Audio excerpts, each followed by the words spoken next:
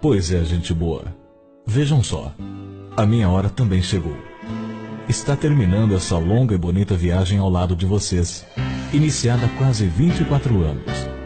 Por isso, puxarei pela memória para falar um pouco sobre mim, do que fiz e o que fui durante todo esse tempo.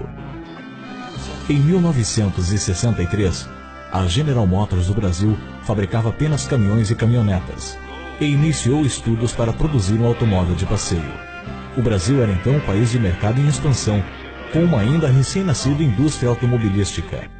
Depois de muita conversa e troca de ideias, decidiram que eu seria baseado no Record, o modelo médio fabricado na Opel da Alemanha.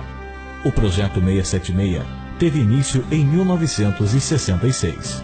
Durante mais de 2 anos, fui desenvolvido e duramente testado. Minha campanha publicitária foi marcada por muito suspense. Vocês ainda lembram do craque Rivelino falando de mim sem citar o meu nome? Fiz a minha estreia oficial ao público no dia 19 de novembro de 1968. E fui vedete, no 6º Salão do Automóvel, na mesma época.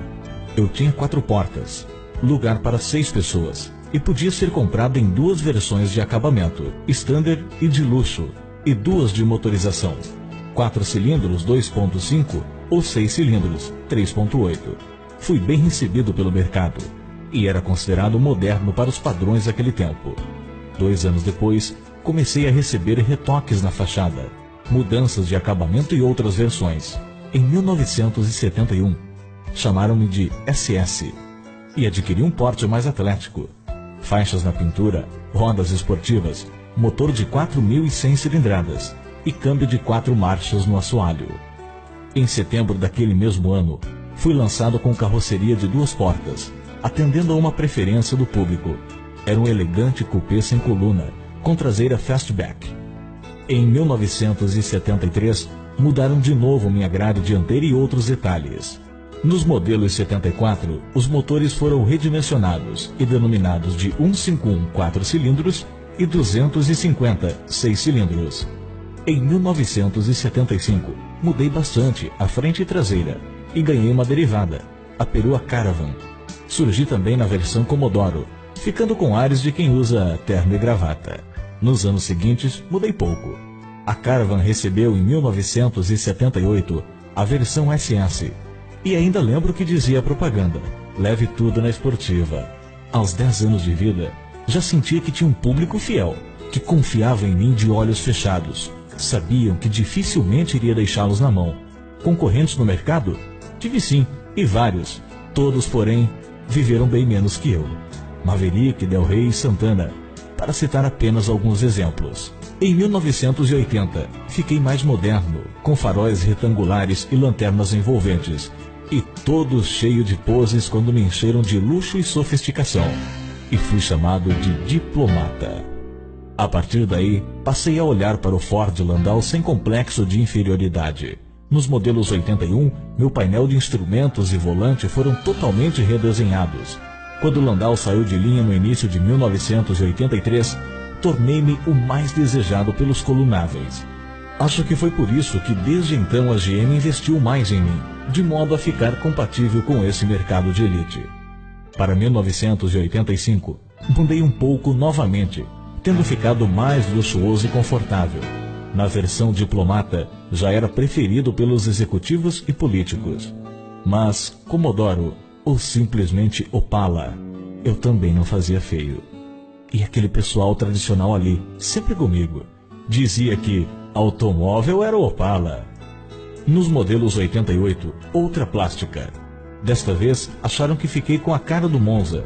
Não faz mal, estava tudo entre família mesmo. Completaria então 20 anos, e muitos já demonstravam um espanto com a minha idade.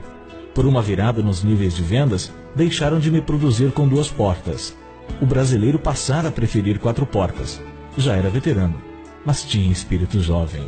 Na linha 91, mudaram um pouco minha cara e outros detalhes. Ganhei para-choques integrados à carroceria, grade reestilizada, e quando diplomata, freios a disco nas 4 rodas e direção hidráulica eletrônica. Mas confesso que ficava preocupado com os comentários a meu respeito, que eu não iria muito longe, que havia esgotado minhas possibilidades de projeto e outro mais. Quando ouvi o pessoal da fábrica falar sobre isso baixinho, só porque eu estava por perto, senti que era verdade. Foi um golpe duro. Em breve, eu teria o mesmo destino do Fusca, Corcel, Galaxy, Alfa Romeo e de tantos outros que conheci na juventude. No início deste ano, notava que os mais chegados tinham no rosto uma expressão de tristeza quando olhavam fundo, cara a cara. Em abril, alguém lá de São Caetano disse que eu chegaria à 1000ª unidade. Que ironia do destino.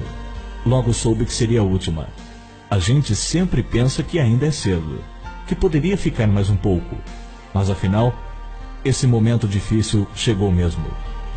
Agradeço a todos vocês que me construíram, compraram e me trataram com tanto carinho ao longo desses mais de 23 anos. Peço que desculpem minhas falhas, e se não agradei, por um ou outro motivo. Estou profundamente emocionado, bastante, mas parto com a consciência tranquila do dever cumprido. Gostaria de poder revê-los todos algum dia, talvez num lugar muito distante deste.